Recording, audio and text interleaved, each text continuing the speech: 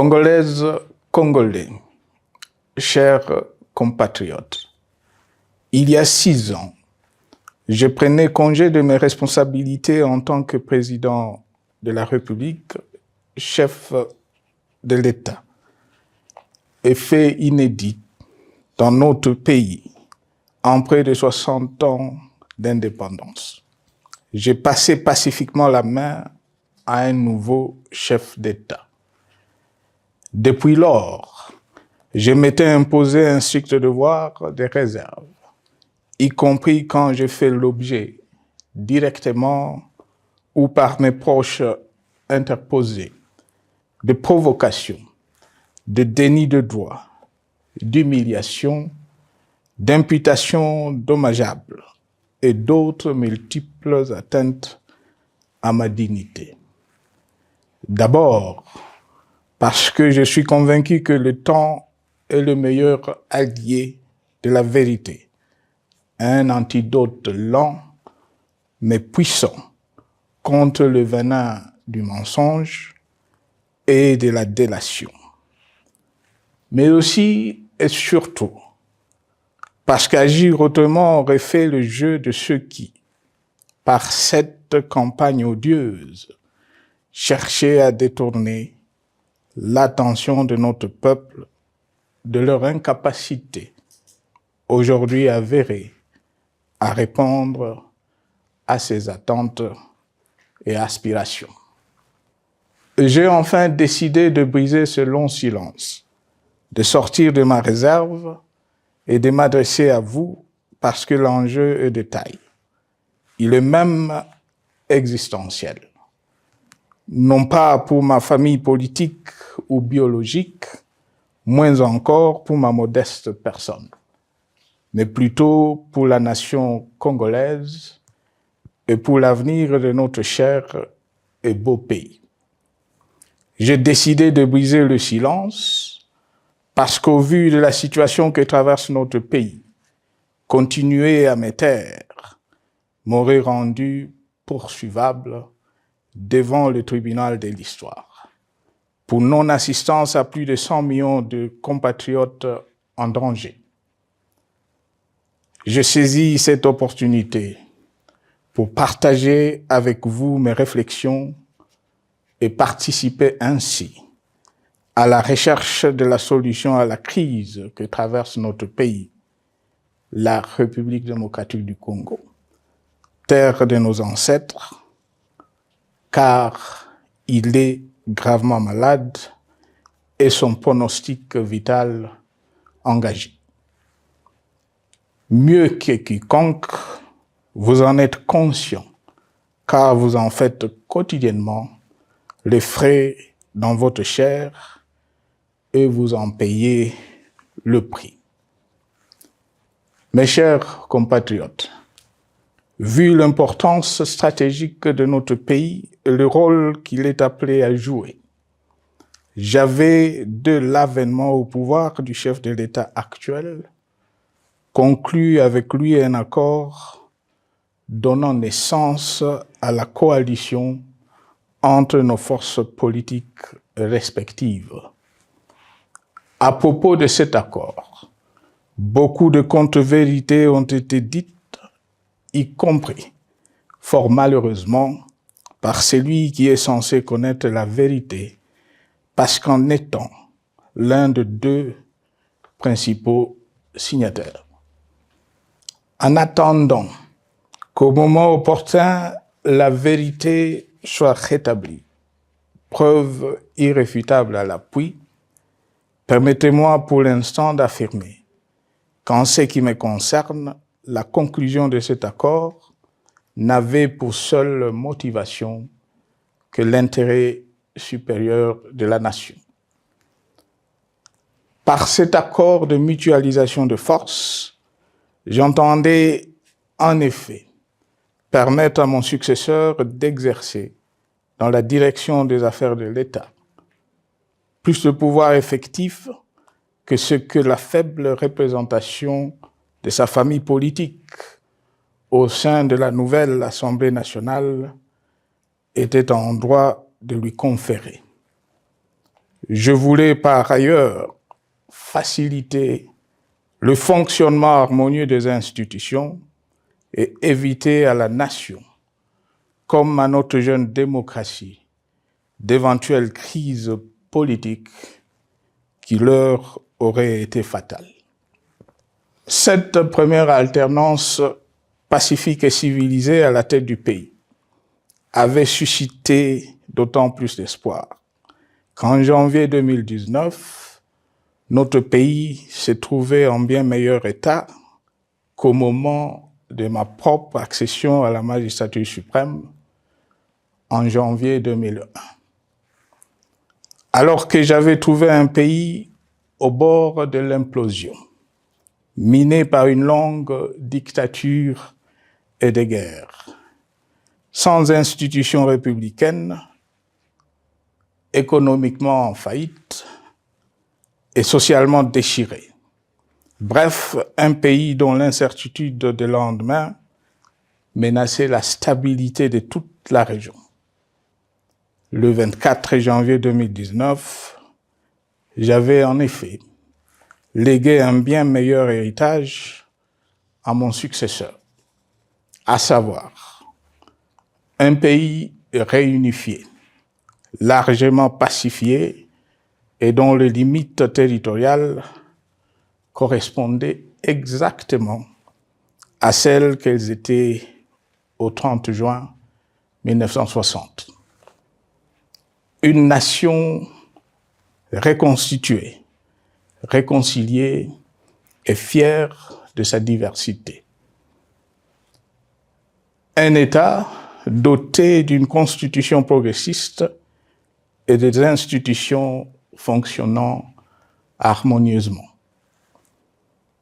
Une économie dynamique et résiliente et débarrassée du fardeau de la dette hérité de régimes antérieurs, du fait de multiples réformes structurelles engagées.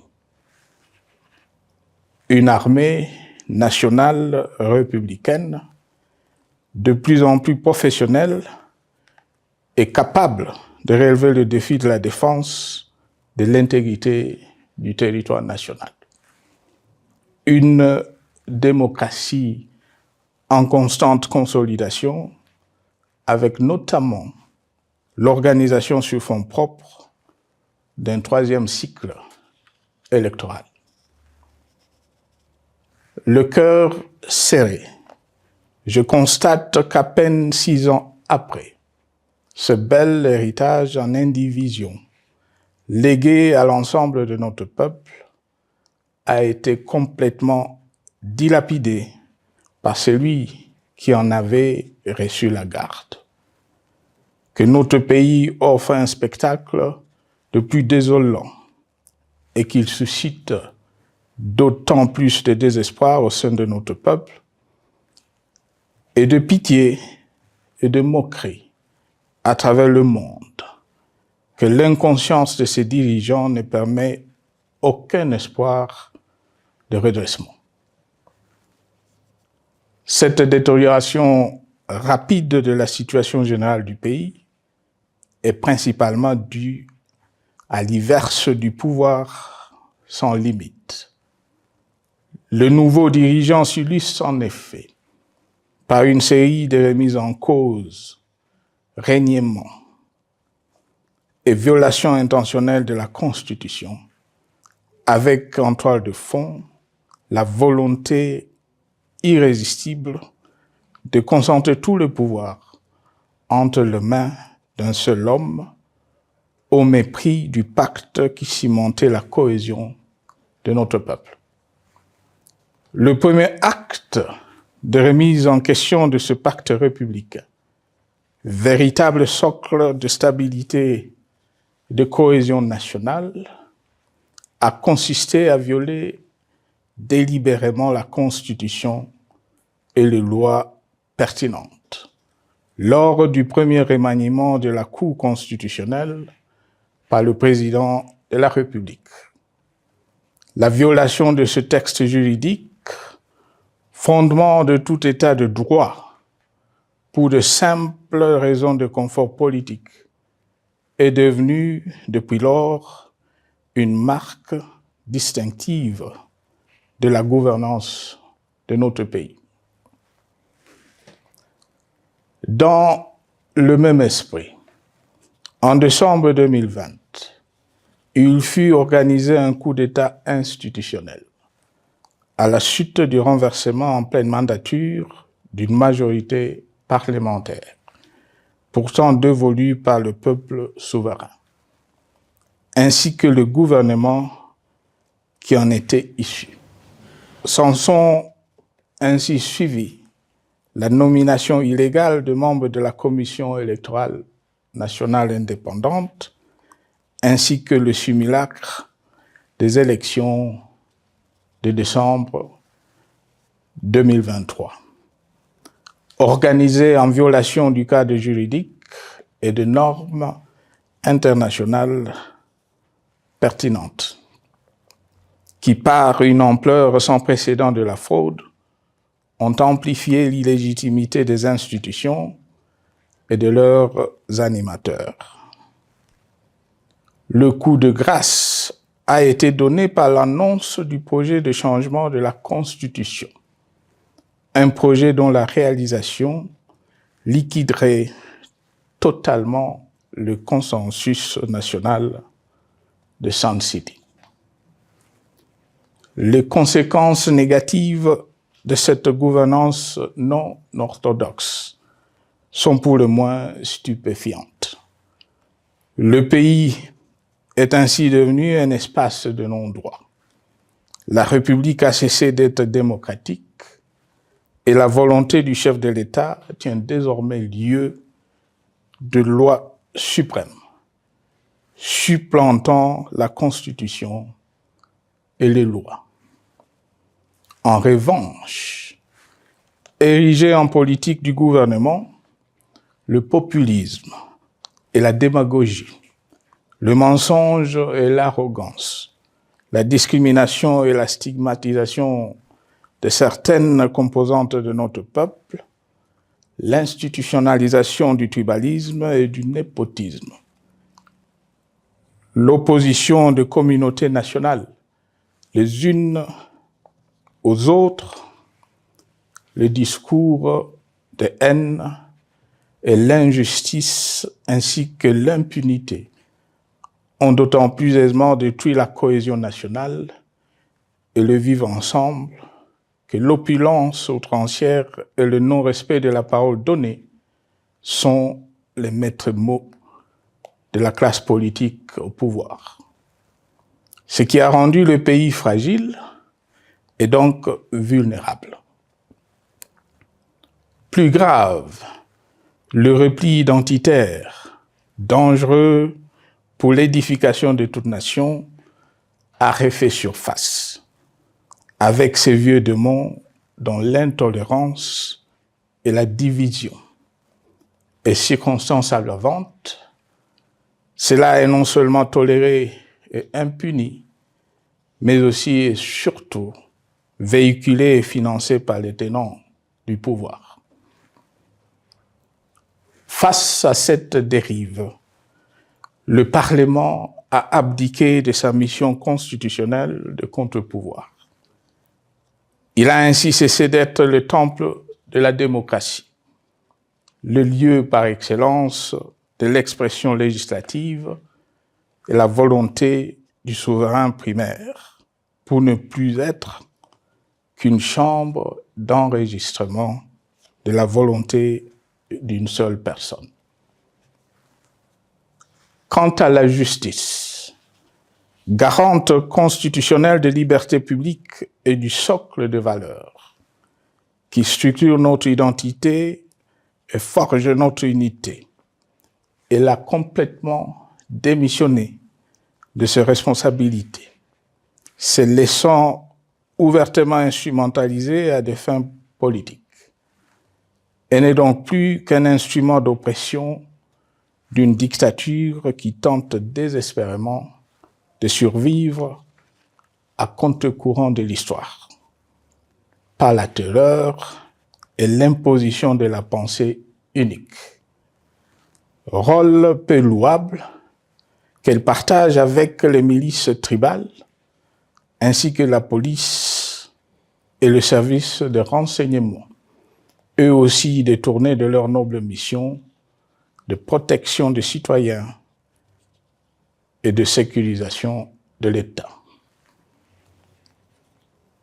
Sur le plan économique, la situation est de plus inquiétante.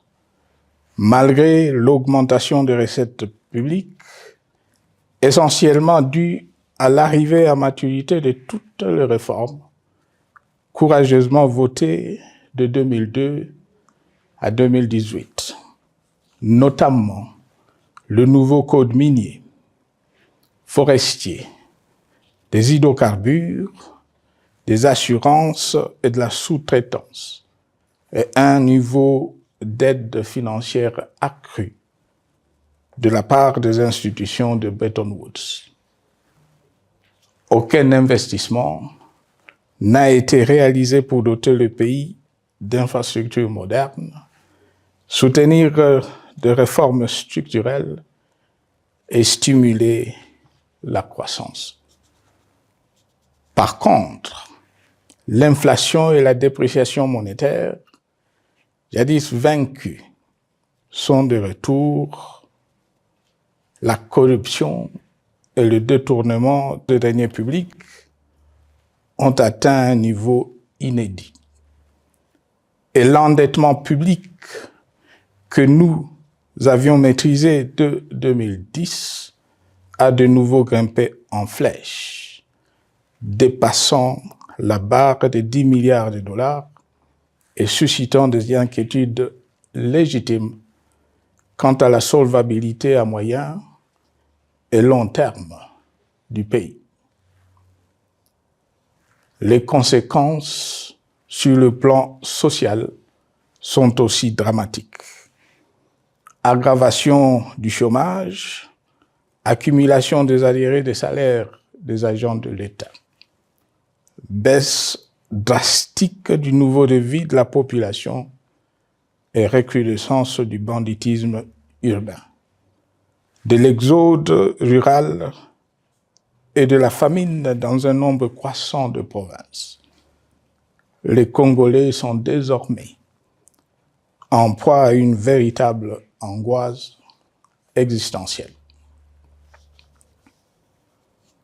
Parmi les victimes résignées de ce gâchis se trouve en bonne place notre jeunesse, qui a été pourtant de tout le combat démocratique et qui a beaucoup cru aux vertus de l'alternance pacifique. Aujourd'hui, sans repère ni perspective sérieuse du lendemain, ils se sont abandonnés, laissés à la merci des entrepreneurs de conflits et de vendeurs d'illusions de tous bords. Rien de ce qui lui a été promis depuis 6 ans n'a été réalisé. À cette jeunesse désabusée, comme à l'ensemble de notre peuple, nous tenons à donner une assurance. L'échec d'un régime compromet, mais ne scelle pas définitivement le sort d'un peuple. Mes chers compatriotes, s'agissant de la situation sécuritaire, dans les grandes agglomérations comme dans nos campagnes, elle est partout plus que préoccupante.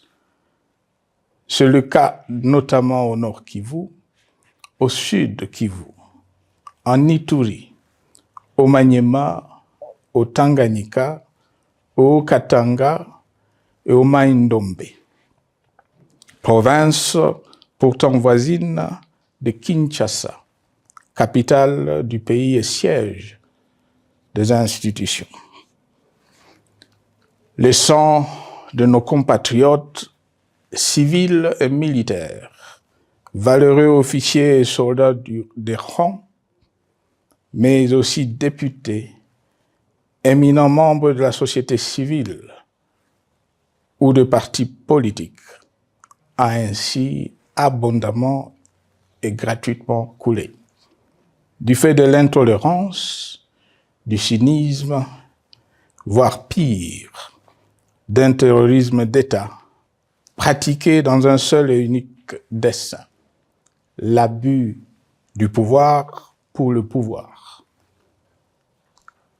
C'est le cas, entre autres, de plusieurs centaines de détenus du centre pénitentiaire de rééducation de Makala, sauvagement abattus dans la nuit du 1er au 2 septembre 2024, victimes sans défense d'un crime incontestable contre l'humanité, à ce jour resté impuni.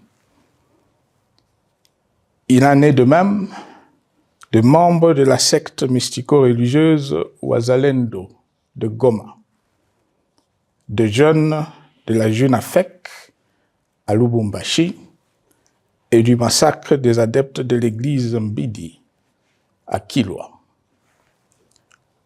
Cette déliquescence de la situation sécuritaire est due à la mauvaise gouvernance du pays qui, dans ce secteur, est aujourd'hui caractérisé par une formation militaire bâclée, des recrutements et mises en place ethniquement motivés, ainsi que par l'emprisonnement sans jugement, aussi bien de plusieurs militaires et officiers de haut rang que des agents de l'ordre et de sécurité, majoritairement swahiliphones.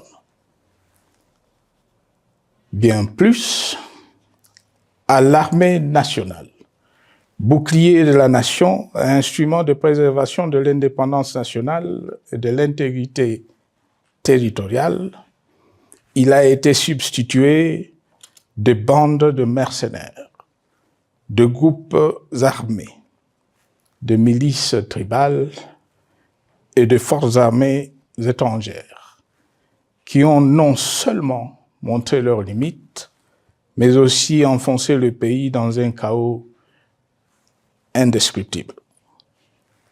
L'État a ainsi perdu le monopole de la violence légitime en sous-traitant aux groupes armés, autrefois maîtrisés, le maintien de l'ordre public et de la tranquillité nationale. Et comme si cela ne suffisait pas, l'armée nationale est vilipendée, conspuée et tournée en dérision par les autorités qui n'assument jamais rien alors qu'elles sont censées veiller à sa consolidation et à sa respectabilité. Pour les avoir formés, commandés et conduits au front, je connais nos soldats, boucs émissaires aujourd'hui de toutes les contre-performances enregistrées sur les champs de bataille. Ils ne sont pourtant pas intrinsèquement moins bons, moins nationalistes et moins loyaux. Ce qui a changé entre-temps, c'est la qualité du commandement et de leur prise en charge. Au niveau régional, le gouvernement a levé l'option désastreuse de se détourner de deux principaux instruments internationaux qui étaient à la base de l'architecture régionale de paix et de sécurité, laquelle avait permis la stabilité régionale que le président actuel avait trouvée lors de son accession au pouvoir, à savoir le pacte sur la sécurité, la stabilité et le développement dans la région de Grand Lac et l'accord cadre pour la paix, la sécurité et la coopération pour la République démocratique du Congo et la région. Plus grave encore, en faisant de forces négatives, les FDLR, ainsi que des centaines de groupes armés congolais, des supplétifs des forces armées de la République démocratique du Congo, le gouvernement a ouvert la voie à la régionalisation du conflit, avec des conséquences inévitables sur la stabilité de la région. Mes chers compatriotes, alors que sur le plan institutionnel, politique, économique et social, les fondamentaux avaient été établis et que le pays avait été placé sur la rampe de lancement, prêt à décoller. Nous voici, hélas, en un temps record, soit 6 ans, de nouveau à la case départ. Seul d'un État failli, divisé, désintégré, au bord de l'implosion, inscrit en bonne place au palmarès de pays pauvres, le plus corrompu et très endetté. En atteste tout le rapport tant du Conseil de sécurité des Nations Unies que ceux sur l'indice de développement humain et sur la pauvreté. La crise qui déchire notre pays est donc profonde et multidimensionnelle. Sa solution doit être nécessairement globale. Toute autre approche n'a donc aucune chance de conduire à une paix durable. Bien plus, le Congo est intemporel. Il n'appartient pas à tel ou tel régime politique, ce dernier étant par définition rotatif et donc passager en démocratie. Il appartient plutôt au peuple congolais dans sa grande diversité. Ce qui est vrai du Congo l'est aussi des immenses ressources du sol et du sous-sol dont il regorge et qui sont essentielles à la croissance et au développement à l'échelle internationale. Que tous, au pays comme à travers le monde, en tiennent compte et qu'ils inscrivent leurs projets dans une perspective qui privilégie l'intérêt du Congo et des Congolais, plutôt que celui de ceux qui, à un moment ou à un autre, dirigent le pays. Cela étant, pour sauver le Congo, les griefs légitimes du peuple congolais contre le régime en place ne peuvent être éludés. Ils doivent plutôt être pris en compte. La dictature doit prendre fin et la démocratie, tout comme la bonne gouvernance économique et sociale, doivent être restaurées. Car, comme en témoigne l'histoire, il ne peut y avoir de solution sécuritaire définitive sans solution politique sincère. Sinon, il y aura de nouvelles vagues de convulsions politiques, de troubles à la paix, d'insécurité, d'instabilité institutionnelle, de conflits armés et de guerres civiles. Perspective qu'en toute responsabilité, nous, Congolais, ne pouvons plus nous permettre. Il est dès lors vital que les multiples initiatives de recherche de la paix, Luanda, Nairobi, EAC-SADC, l'Union africaine, Doha et Washington, que nous accueillons favorablement, les considérant comme autant de signes de compassion et de solidarité à notre peuple, soient conscientes de cette exigence. Qu'elles accordent aux Congolais à la fois maîtres de leur destin et premières victimes de cette crise la place centrale qui leur revient de droit, aussi bien dans le diagnostic du mal dont souffre le pays que dans la prescription du traitement dont il a besoin pour en guérir définitivement. Il convient de noter à ce sujet que le gouvernement de Kinshasa s'est enfin résolu à se mettre autour d'une même table avec l'AFC M23 depuis plusieurs semaines à Doha, même si, bizarrement, il continue à considérer comme un crime le fait que les autres Congolais se parlent entre eux. C'est le lieu pour moi de saluer la démarche des évêques de la CENCO et de l'ECC, qui a le mérite de n'exclure du débat aucun sujet, ni aucun de nos compatriotes. Sans être parfaite, cette initiative conjointe des Églises mérite le soutien et, si nécessaire, des enrichissements de la part de notre peuple. Mes chers compatriotes, une fois n'étant pas coutume, il convient de dénoncer la falsification de l'histoire par ceux dont le jeu pervers dans l'opposition naguère, comme aujourd'hui au pouvoir, a consisté et consiste encore à calomnier, à diffamer, à diaboliser et à diviser pour gagner et régner, à se défausser sur les autres pour justifier leur contre-performance, quelles qu'en soient les conséquences sur la cohésion nationale ou en termes de vies humaines injustement brisées ou perdues.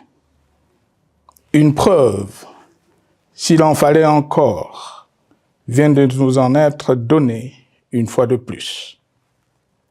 Il y a quelques jours, en effet, suite à une simple rumeur de la rue ou des réseaux sociaux sur ma prétendue présence à Goma, où je veux me rendre dans le prochain jour, comme annoncé par ailleurs, le régime en place à Kinshasa a pris des décisions arbitraires, avec une légèreté déconcertante qui témoigne du recul spectaculaire de la démocratie. Mieux que quiconque, vous savez que pour moi, le Congo est la priorité absolue, que sa souveraineté et son intégrité territoriale ne sont pas négociables, que mon engagement pour la démocratie, la cohésion nationale, la paix et la stabilité n'est pas un slogan creux, et que le respect de la Constitution et des lois du pays, autant que celui de la parole donnée, sont sacrés. Militaire, j'ai juré de défendre la patrie jusqu'au sacrifice suprême. Hier au pouvoir, aujourd'hui en dehors du pouvoir, je demeure plus que jamais fidèle à ce serment.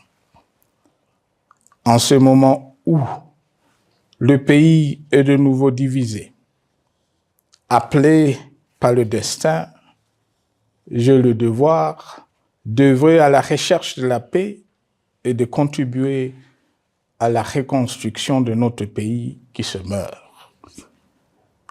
C'est dans cet esprit que j'ai choisi ce moment pour exprimer ma sympathie à l'endroit de toutes les victimes du conflit en cours, de réconforter et marquer ma solidarité avec la population de la partie orientale. Vous, qui êtes abandonnés par le pouvoir central, qui semble avoir pris le parti de vous punir, entre autres, en déconnectant les institutions financières du réseau bancaire national, et en restreignant le mouvement de personnes et de biens. Ces décisions et bien d'autres vous asphyxient et rendent votre vie plus précaire que jamais. J'en appelle aux uns et aux autres, en particulier au gouvernement, d'humaniser les conditions de vie de nos compatriotes de cette partie du territoire national. Ils ont droit à la vie, à la scolarisation de leurs enfants et aux autres conditions du bien-être. En entendant le rétablissement de l'autorité de l'État sur toute l'étendue du territoire national, j'invite les tenants du pouvoir à protéger la population. De même, l'armée, la justice, les autres structures en charge de l'ordre et de la sécurité doivent être véritablement au service de la population et répondre à ses aspirations. Mes chers compatriotes, de par mon expérience dans des situations similaires, le patriotisme et l'humanisme ont guidé le processus de règlement de conflits et ont porté de fruits dans le passé, aussi bien sur les champs de bataille que sur celui de négociation ou du dialogue.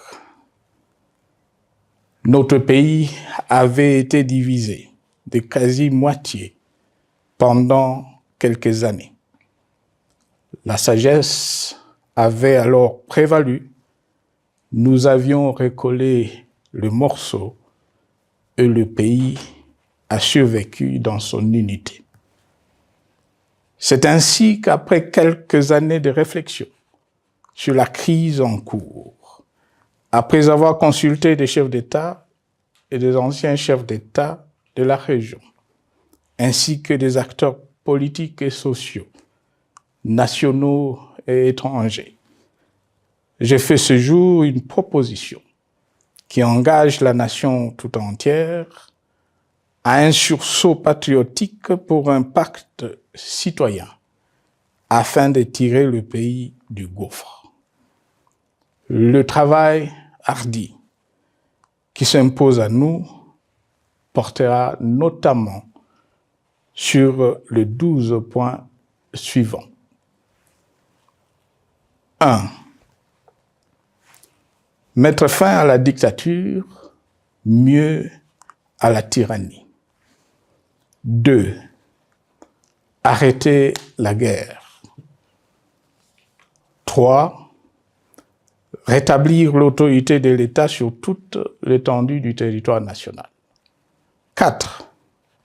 Restaurer la démocratie en revenant aux fondamentaux d'un véritable État de droit. 5. Rétablir les libertés fondamentales. 6. Réconcilier le Congolais et reconstruire la cohésion nationale. 7. Relancer le développement du pays par la mise en place d'une bonne gouvernance économique, une gestion administrative et financière orthodoxe et une répartition équitable des ressources nationales. 8. Relancer le dialogue sincère et permanent avec tous les pays voisins en vue de l'instauration de la paix et du développement durable dans la région. 9. Rétablir la crédibilité du pays auprès de partenaires au niveau tant régional, continental qu'international. 10. Neutraliser tous les groupes armés nationaux et étrangers et rapatrier ces derniers dans leur pays d'origine. 11. Mettre définitivement fin au recours et à l'utilisation de mercenaires, conformément à la Convention de l'Union africaine sur l'élimination du mercenariat en Afrique du 3 juillet 1977 et à la résolution des Nations Unies du 4 décembre 1989 portant sur la Convention internationale contre le recrutement, l'utilisation, le financement et l'instruction de mercenaires et rapatrier sans condition ceux qui sont déjà déployés sur le sol congolais. 12. Ordonner le retrait sans délai de toutes les troupes étrangères du territoire national. À ce sujet, je salue la décision sage des pays de la SADC de retirer les troupes de la SAMI DRC de notre pays. Vu l'immensité de la tâche ainsi décrite, je lance un appel solennel à tous les Congolais, sans distinction de sexe, d'ethnie, d'âge, de classe sociale, de zone géographique ou d'appartenance politique, qui aiment passionnément le Congo, qui sont prêts à tous les sacrifices, qui adhèrent sans réserve au pacte républicain de Sun City et qui tiennent au respect de la Constitution du 18 février 2006, à se dire autour de ces objectifs. Il s'agit de la refondation de l'État et de l'édification d'un pays qui a perdu ses repères. Mobilisons-nous et mettons à profit tous les moyens à notre disposition pour restaurer l'unité nationale, sauver le Congo et préserver son indépendance. Car l'Afrique et le monde nous regardent. Mes chers compatriotes, le Congo vaut mieux que la caricature qu'en donnent ses dirigeants actuels.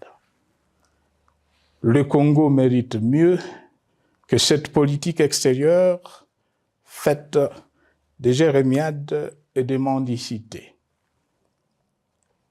J'ai donc la ferme conviction que le peuple congolais est capable, aujourd'hui comme en 1960, de vaincre le démon de la division, qu'il est capable aujourd'hui, comme au cours de la décennie 90, de vaincre la tyrannie et la tentation du pouvoir absolu. Qu'il est capable aujourd'hui, comme en 2003, de prendre le dessus sur ce qui nous divise et de mettre fin à la violence armée qui oppose ses enfants. Pour y parvenir, chacun doit jouer sa partition.